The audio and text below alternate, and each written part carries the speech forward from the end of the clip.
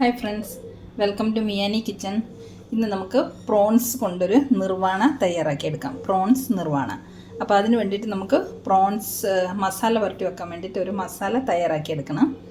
കുറച്ച് മല്ലിയില ഒരു മിക്സിയുടെ ജാറിലേക്ക് ഇടാം, കറിവേപ്പില, 2 പച്ചമുളക്. ഞാനൊരു 100 ഗ്രാമോളം പ്രോൺസ് ആണ് എടുത്തിരിക്കുന്നത്. അതിനുള്ള മസാലയാണ് ഞാൻ നിങ്ങൾക്ക് കാണിച്ചു തരുന്നത്. ഒരു 3 അല്ലി വെളുത്തുള്ളി, ഒരു കഷ്ണം ഇഞ്ചി,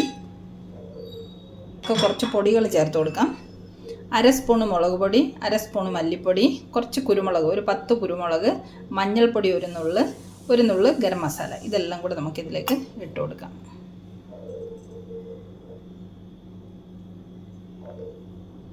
ഇനി ആവശ്യത്തിന് ഉപ്പ് ചേർത്ത് കൊടുക്കാം.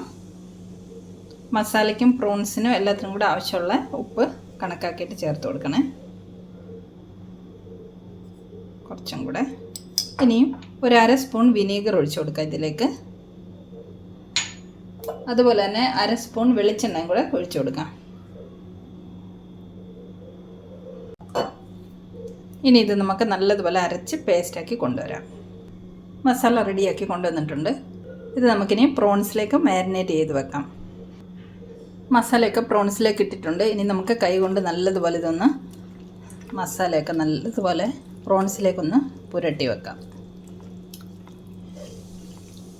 പ്രോൺസിൽ മസാലയൊക്കെ നല്ലതുപോലെ പുരട്ടി വെച്ചിട്ടുണ്ട്. ഇത് നമുക്കൊരു 1/2 മണിക്കൂർ റെസ്റ്റ് ചെയ്യാൻ വെക്കാം.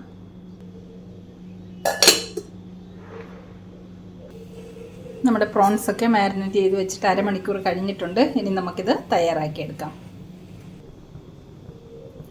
നിർവാണ തയ്യാറാക്കാനായിട്ട് പാൻ അടുപ്പത്ത് വെച്ചിട്ടുണ്ട്. എണ്ണ ഒഴിച്ചു. എണ്ണ ചൂടായി. 2 പച്ചമുളകും കുറച്ച് കറിവേപ്പിലയും കൂടെ അതിലേക്ക് ഇട്ട് കൊടുക്കാം.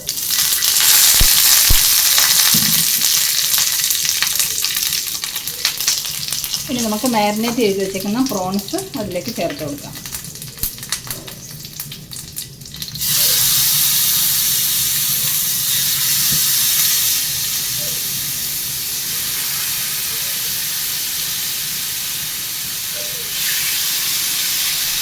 ഇനി ഇത് നമുക്കൊന്ന് ഫ്രൈ ചെയ്തെടുക്കാം.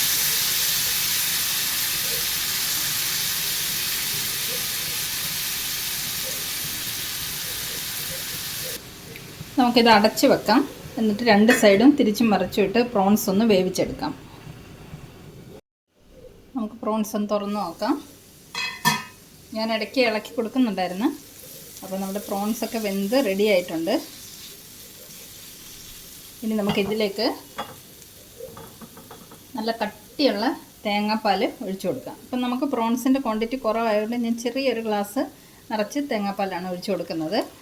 നല്ല കട്ടിയിൽ തേങ്ങാപ്പാൽ ഒഴിച്ചു കൊടുക്കണം. എന്നിട്ടൊന്ന് ഇളക്കി മിക്സ് ചെയ്യാം. ഇതോടുകൂടി തന്നെ നമ്മുടെ ഫ്ലെയിം ഓഫ് ചെയ്യാം. നല്ലതുപോലെ ഇളക്കി മിക്സ് ചെയ്യാം.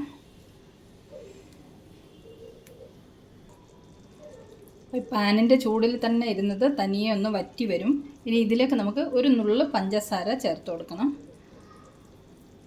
ഇത് ബ്രൗൺ ഷുഗറാണ്. ഒരു നുള്ള് മതി. ഇളക്കി മിക്സ് ചെയ്യാം.